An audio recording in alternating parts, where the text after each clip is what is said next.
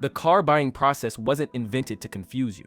It began as a practical fix for a brand new technology. Somebody had to explain these noisy machines, give rides, and keep them running.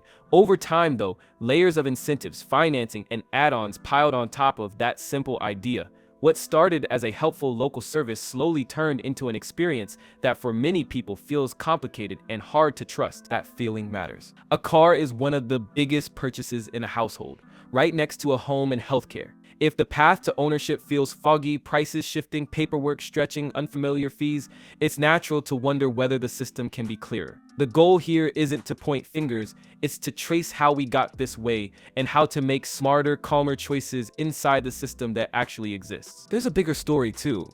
As online ordering spreads and software shapes everything we drive, the old dealership model is being nudged into something new. Maybe not a total replacement, maybe not tomorrow, but the edges are moving. The real question isn't good or bad, it's what's changing, and how do I navigate it? When automobiles were novelties in the late 1800s, people needed guides. Early dealers like William A. Mezger in Detroit and Fred Kohler in Pennsylvania did more than sell, they taught, demonstrated, and serviced. Roads were rough, maintenance was constant, and buyers had questions no one in a general store could answer. These local businesses became the bridge between factories and families, translating a strange invention into daily life. As ownership grew, manufacturers couldn't run every storefront themselves, so the franchise model took hold. Independent owners secured the rights to represent specific brands. The idea was consistency for customers and coverage for automakers, a familiar experience, whether you lived in a city or far from it. By 1917, dealers had formed the National Automobile Dealers Association, a unified voice on the policies that shaped everything from taxes to consumer protections. This was retail infrastructure at a national scale. But any fast-growing market develops rough spots. Historical reports from the early 1900s described questionable used car practices, from cosmetic touch-ups that hid deeper issues to odometer tampering in the mechanical era. It wasn't universal, and many customers had good experiences. Still, the seed was planted. Trust needed to be earned, not assumed. Once cars became everyday tools rather than luxury toys, installment plans followed. Spreading payments made ownership possible for more people, but it also added complexity.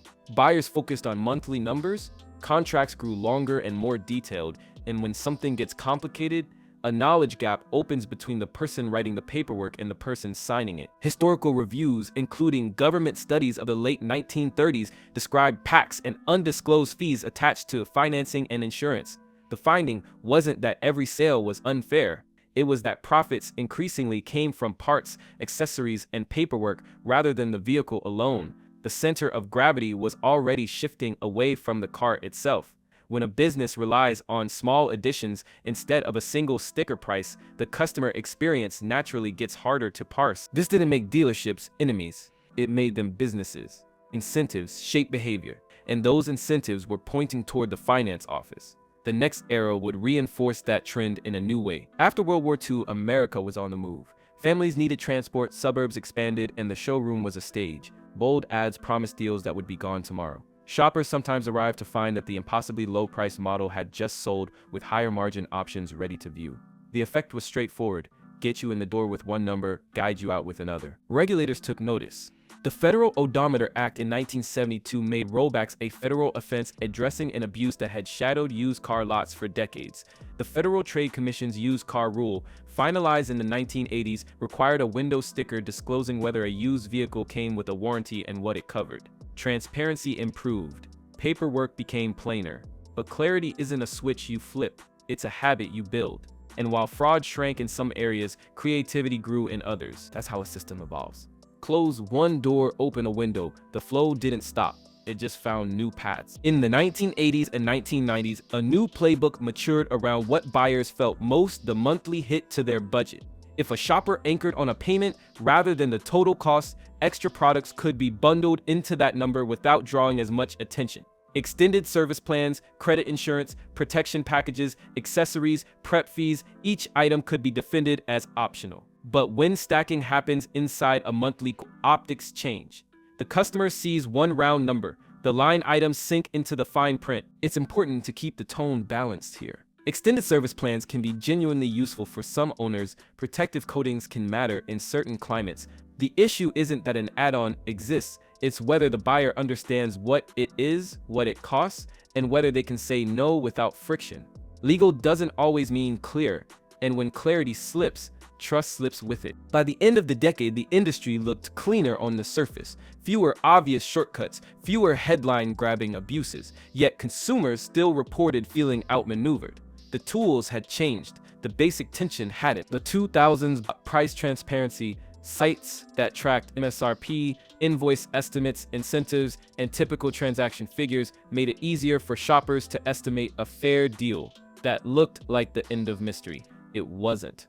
When one margin narrows, another typically expands. Some stores introduced market adjustment fees to reflect demand. Others packaged add-ons into protection or appearance bundles. Familiar items like VIN etching, nitrogen tires, and prep fees appeared as line items. None of this was inherently wrong. The question was whether each charge added value for the buyer. Regulatory actions continued, particularly around disclosures and lending practices.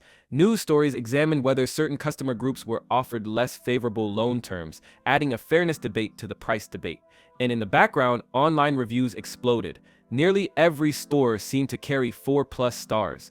That didn't always square with what people felt on the sales floor. Some of that is psychology. People remember bad experiences more sharply. Some of it is selection bias. Some of it is rating strategy. Whatever the cause, it widened the gap between the story you read and the story you lived. At the same time, online tools made shoppers sharper, comparing deals, checking interest rates, pre-approving loans, and calculating total costs became normal steps. It's a paradox. The more information you have, the more you realize what you don't know. Open the hood of a modern car and you'll meet a computer in the shape of a vehicle. Sensors, modules, encrypted software, calibration routines, each step often needs brand-specific tools and training. In that world, many owners default to the dealer because they know the equipment will be there, the software will be authorized, and the technician will have seen this exact problem before.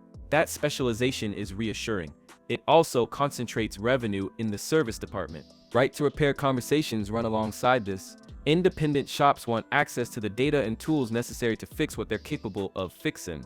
Automakers worry about safety, certification, and security. Customers sit in the middle, balancing convenience, cost, and confidence. None of this is simple, but one result is clear. The store that sold the car often becomes the store that services it, not once, but for years. That's stability for the business and a recurring cost for the owner. When a business model leans on long-term service income, the initial sale looks different. A discount upfront can make sense if the lifetime relationship is profitable. Packages that bundle maintenance into financing can be helpful for budgeting, even if they're not always the cheapest path. The key is knowing which path you're on and choosing it deliberately. Then came the experiment everyone talks about: online first ordering with company-owned stores. One high-profile EV maker popularized a model with posted prices, minimal negotiation, and mobile service. The appeal is obvious. The number you saw on screen is the number you expect to pay. The person at your door fixes the issue without a waiting room. For many shoppers, that simplicity feels like a relief. Legacy brands have explored hybrids: configure your car online, place a deposit, and take delivery through a local partner. Franchise laws passed long before websites existed, shape what's possible in each state. Dealers have invested heavily in facilities and inventory. Automakers depend on that network to test drive, educate, and service vehicles at scale. You can't untangle a century of infrastructure overnight. So the likely future looks blended. Direct elements where they're efficient, transparent ordering, digital paperwork, simple pricing, local expertise where it shines, demos, hands-on delivery, repairs, warranty work, and community presence. The incentives behind that future will determine how it feels. If they reward satisfaction and clarity, the experience improves. If they reward only volume, you'll feel the difference. Start with one number: out the door price. That's the vehicle, taxes, fees, and any add-ons you actually want. Ask for it in writing early. If a conversation keeps returning to monthly payment, steer it back to the total in the term. A low monthly number with a long term and stacked extras can be more expensive than a higher payment with a shorter term and no bundles. Walk in with a benchmark. A pre-approved loan gives you an interest rate and a clear comparison if the store offers to beat it. If you're financing through the dealership, ask the simplest question on the planet: what's the buy rate from the lender and what am I being offered? That single moment can save hundreds or thousands over the life of a loan. There's no conflict in asking, it's just clarity. Handle add-ons one by one. Gap coverage can be valuable if you're putting little money down on a fast depreciating vehicle. Extended service plans can make sense for complicated models you plan to keep past the factory warranty. Appearance packages might matter if you park outside in harsh conditions. The point isn't to accept or reject everything. It's to decide in daylight, not under pressure. If you need time, take it. Offers framed as today only are usually not. Consider the used sweet spot, 5 to 6 years old, with a clean history and strong maintenance records. Most depreciation has passed. Many major bugs have surfaced and been fixed. Insurance can be lower. If you're set on new, look at total cost of ownership, fuel or charging, scheduled maintenance, tires, and insurance. Incentives and credits can tilt the math. Just make sure they tilt it in reality, not only on paper. Finally, think in decades, not months. Routine maintenance preserves value and reduces surprises. Fixing a known car is often cheaper than starting over with a stranger. The vehicles that last forever aren't magic.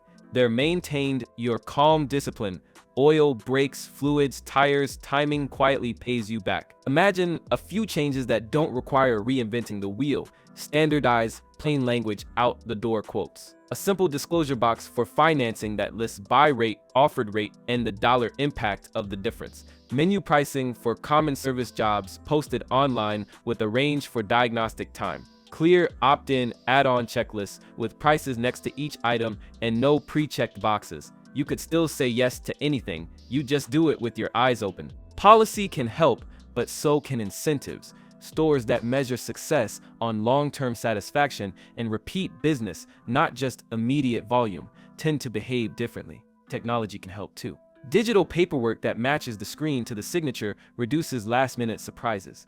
Mobile service for simple fixes saves everyone time, and better data sharing with the right safeguards can support independent shops without undermining safety. This isn't theoretical, pieces of it already exist in different places. The question is whether enough of those pieces line up in your city, at your store, on the day you walk in. If they don't, your preparation fills the gap. If you've ever felt pressure in a finance office, it's easy to paint the person across the desk as an adversary. Most are just operating inside a system with specific targets and tools. When you reframe the interaction as two people solving a puzzle, you regain control. The puzzle is straightforward. Find the vehicle that fits your life at a price that fits your budget with terms you can explain to a friend. Bring a list. I'm focused on the out-the-door price. I have a pre-approval at X%. I'm open to an extended service plan if the coverage, term, and deductible match these needs. I'll decline appearance packages. I'd like the buy rate disclosed if we finance here, and I'm not deciding anything I haven't had a chance to review in writing. That tone isn't aggressive.